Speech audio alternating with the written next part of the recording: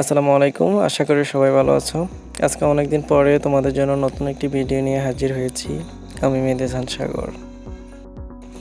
আজকে আমি তোমাদেরকে শেখাবো শরীরের বিভিন্ন অংশগুলোকে কিভাবে ইংরেজিতে বলতে হয় সেগুলো। তো চলো কথা না বাড়িয়ে আমরা ক্লাসটি শুরু করি।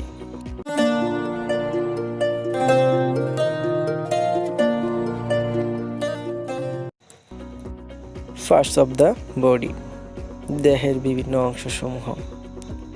নেক অর্থ ঘাড়, থ্রোট অর্থ গলা, চেস্ট অর্থ বুক, শোল্ডার অর্থ কাঁধ,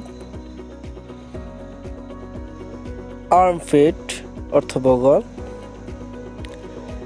স্টোমাচ অর্থ ফ্যাট, এলবো অর্থ কনুই, আর্ম অর্থ বাহু।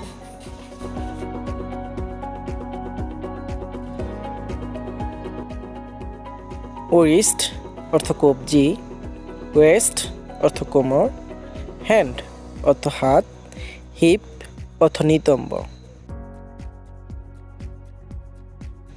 নাকল অর্থ গিট, থাই অর্থ উরু, ফিঙ্গার অর্থ আঙ্গুল, নি অর্থ হাঁটু।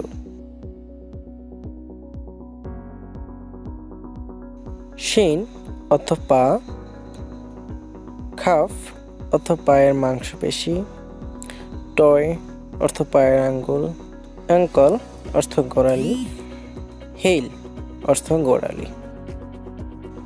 আশা করি সবাই বুঝতে পেরেছো। আজকে এই পর্যন্তই।